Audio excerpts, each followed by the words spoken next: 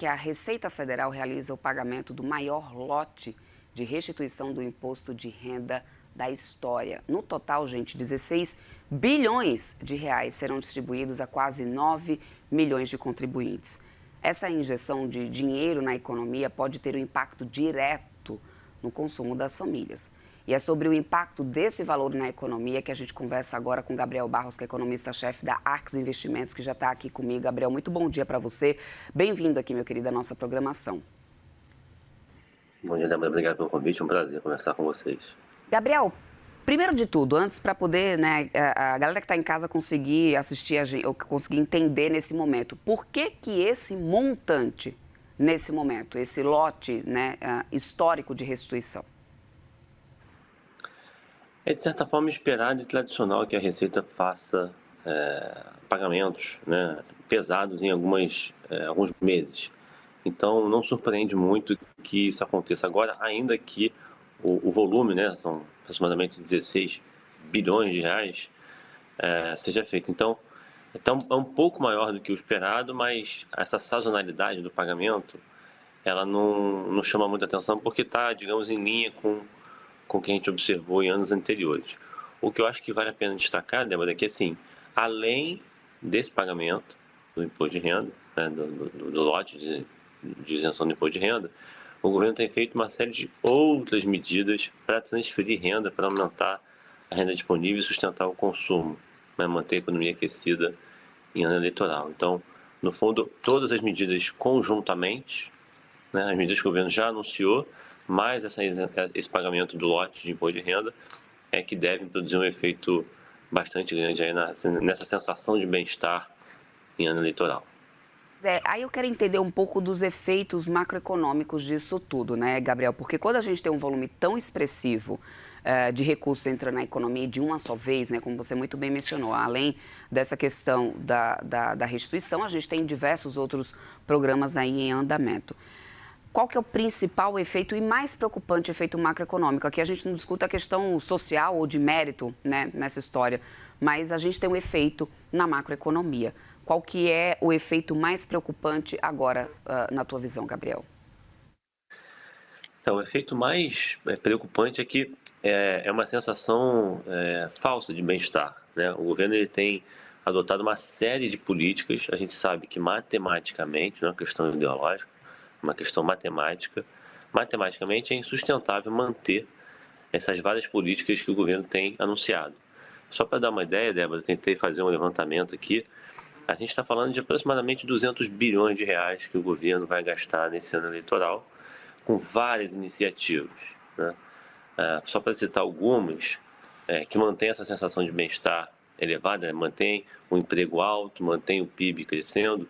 A gente tem muitas medidas que foram anunciadas, por exemplo, a isenção do imposto de renda. Só a isenção do imposto de renda foram 30 bilhões aproximadamente. Estou arredondando os números aqui para facilitar. O consignado privado, 25 bilhões. Reforma de casas, 14 bilhões. Minha Casa Minha Vida, 8 bilhões. E tem mais, Débora. Então, assim, essa quantidade grande de medidas, ela tem esse efeito de manter uma economia aquecida. O problema é que ela é artificial, né? Certamente, a partir do ano que vem, seja qual for o resultado da eleição, boa parte dessas políticas terão que ser revistas e aí a economia vai desacelerar. Essa sensação de bem-estar, ela não vai se manter a partir do ano que vem. Essa questão também do lote ter um efeito maior, pode ter algum tipo de contribuição daquela mudança da regra que a gente teve do imposto de renda, ou ainda é muito recente para poder a gente falar sobre isso, Gabriel? Eu acho que está recente.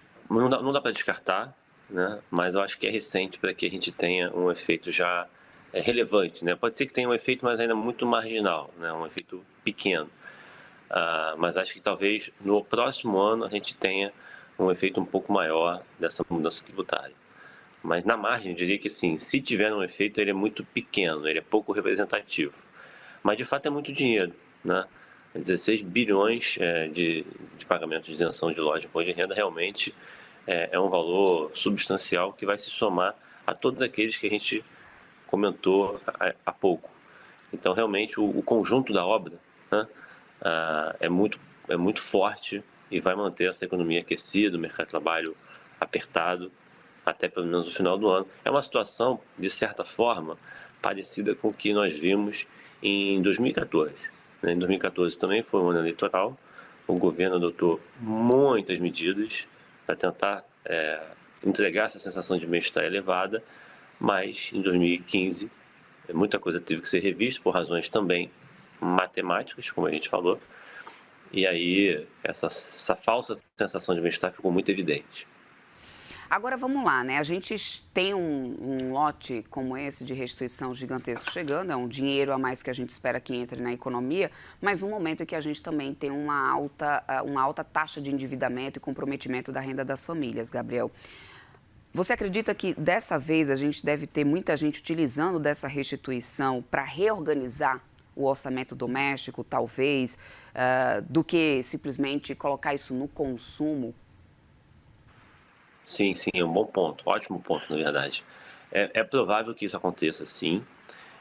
Inclusive, quando a gente olha os dados de consumo das famílias, eles estão menos fortes, né? Eles não estão fracos, mas eles estão menos fortes do que deveriam, dado o que a gente tem no mercado de trabalho, né? Quando a gente olha os dados do mercado de trabalho, ontem a gente teve dados do mercado de trabalho, né? Saiu o CAGED, a PNAD, a gente tem um nível de ocupação, né? Uma população ocupada super alta, é um recorde da série.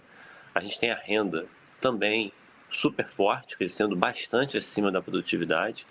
Então não é um problema da renda das famílias estar crescendo pouco, pelo contrário, está crescendo bastante e bem acima da produtividade. E mesmo assim, o endividamento piorou, né? O comprometimento da renda das famílias e o endividamento pioraram. Então, se tem razão, uma parte desse recebimento do recurso do lote de R deve ir sim para pagamento de dívidas que está consumindo cada vez mais o orçamento das famílias. E aí só tem um caminho para resolver isso, né, Débora? É endereçar o fiscal, né? A gente precisa, o país precisa colocar a situação fiscal, né, as contas públicas em equilíbrio, para a gente consiga reduzir os juros de forma sustentável no curto, médio e longo prazo para todo mundo, sem escolher campeões nacionais, sem escolher setores que vão ser beneficiados. Para que todo mundo se beneficie, a saída é uma só, tem que equilibrar as contas. Gabriel, vamos lá, né? Pensando um pouco em Copom. Pensando que você tivesse hoje na mesa do Banco Central observando aí, ocupando uma das duas cadeiras talvez, né, ali que estão desocupadas ainda do Copom, observando o PIB forte, mercado de trabalho que ainda está muito resiliente. Tivemos aí dados essa semana no mercado de trabalho, inclusive aumentando bem menos do que estava sendo esperado. Restituição histórica, né, entrando na economia. Qual que seria a tua posição e maior preocupação em relação à política monetária do país? Boa, uma pergunta difícil, vamos lá. Quando a gente olha todos os dados, né, o Banco Central tem que olhar o conjunto dos dados. O dado do CAGED ontem, ele de fato foi mais fraco do que todo mundo imaginava, porém, a gente está com a geração de vagas estabilizada em patamar muito alto, está muito alta a geração de vagas, ainda que tenha sido mais fraco do que esperado. A renda, como a gente comentou, está muito forte. Quando a gente olha do ponto de vista, então isso do ponto de vista do mercado de trabalho, tem pressão de demanda, né? Quando a gente olha para as expectativas de inflação, elas estão desancoradas há muito tempo, né? Muito distante da meta. Depois da guerra, isso piorou. A gente está vendo um contágio bastante substancial do preço de commodities para o atacado e só começou a bater no varejo, né? Isso ainda vai bater de forma muito mais forte no varejo. Então, a inflação corrente, que a gente observa aí o IBGE divulgando, ela tende a se manter bastante pressionada por conta desse repasse, e isso está produzindo uma piora das expectativas, né? Está tendo uma desancoragem das expectativas de inflação para vários horizontes, né? Não é só para 16, nem para 26, perdão, e nem para 27, para vários horizontes. E isso não é novo, né? A gente já vem vendo uma desancoragem grande ao longo do tempo. Então, o Banco Central, infelizmente, não tem espaço para entregar cortes sucessivos de juros. Ele perdeu essa janela. Existia uma janela de oportunidade para reduzir os juros, essa janela se fechou e, infelizmente, o Banco Central deveria estopar, né? Deveria encerrar esse ciclo de corte. Eu acredito que ele ainda vai cortar, mas se a gente for olhar o receituário, né, uma função-reação ótima do Banco Central, o Banco Central perdeu as condições de cortar. Então, infelizmente, o juro é muito alto, a gente sabe disso, mas, como a gente falou no começo, Débora, tem muito fiscal, tem muito parafiscal, tem muita medida de crédito que joga contra o trabalho do Banco Central. Então, nessas condições, não tem mais como cortar. Muito obrigada, meu querido. Conversamos com Gabriel Barros, economista-chefe da Ax Investimentos. Bem-vindo sempre por aqui. Boa sexta-feira para você, bom final de semana. Até uma próxima. Muito obrigado. Boa sexta-feira a todos. Até mais.